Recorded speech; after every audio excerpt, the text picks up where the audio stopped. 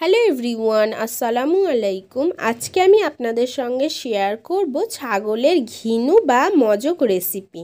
আজকের রেসিপির জন্য প্রথমেই আমি ওভেনটাকে অন করে দিয়েছি। তারপরে একটি কড়া বসিয়ে দিয়ে এর মধ্যে দিয়ে দিচ্ছি পরিমাণ মতো সর্ষের তেল আর পেঁয়াজ কুচি। এখন একটু নেড়ে চেড়ে পেঁয়াজটাকে ফ্রাই করে নিচ্ছি। কয়েক মিনিট নেড়ে চেড়ে পেঁয়াজটাকে ফ্রাই করে নেওয়া হয়ে গেলে এর মধ্যে দিয়ে দিচ্ছি একটা তেজপাতা আর একটা শুকনো লঙ্কা ভেঙে দিয়ে দিচ্ছি। সমস্ত উপকরণ আবারও একবার ভালোভাবে নেড়ে চেড়ে মিক্স করে নিচ্ছি। এখন এর মধ্যে অ্যাড করে দিচ্ছি গোটা গরম মশলা। গরম মশলাটা আগে থেকে একটু থেতিয়ে নিয়েছিলাম।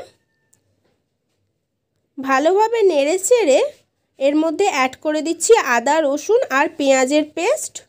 আদা রসুন আর পেঁয়াজ একসঙ্গে পেস্ট করে নিয়েছিলাম, ওটাই অ্যাড করে দিলাম।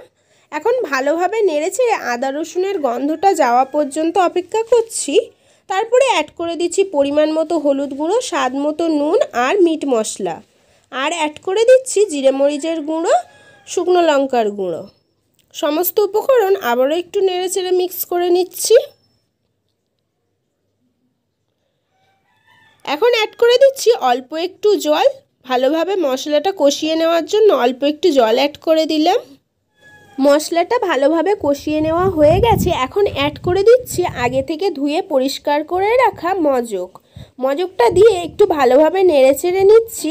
কয়েক মিনিট নেড়েচেড়ে নেওয়ার পরে এখন আমি খুন্তির সাহায্যে মজকটাকে এইভাবে ভেঙে নিচ্ছি, যেমনভাবে ঠিক আমরা ডিমের ভুনা করে থাকি। প্রায় 3-4 মিনিট মতো নেড়েচেড়ে নেওয়ার পরে ঠিক এরকম পর্যায়ে আমি অ্যাড করে দিচ্ছি অল্প একটু জল। সম্পূর্ণ রেসিপিটা রান্না করার সময় আমি গ্যাসের ফ্লেমটা মিডিয়াম টু হাইতেই রেখেছি, লোতে দেওয়ার কোনো প্রয়োজন নেই। এখন আমি ভালোভাবে নেড়েচেড়ে ঝোলটা শুকিয়ে আসা পর্যন্ত অপেক্ষা করব। দেখুন ঠিক তেল ছেড়ে দিয়েছে, এরকম দেখতে হয়েছে। ঠিক এই পর্যায়ে আমি গ্যাসের ফ্লেমটাকে অফ করে দেব। গ্যাসের ফ্লেমটা অফ করে দিয়ে রেসিপির উপর থেকে ছড়িয়ে দিচ্ছি ধনেপাতা কুচি।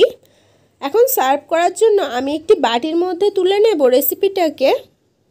বাড়িতে এইভাবে মজক রান্না করলে যারা মজক রেসিপি খেতে পছন্দ করে না তারাও এই রেসিপিটা খেতে পছন্দ করবে।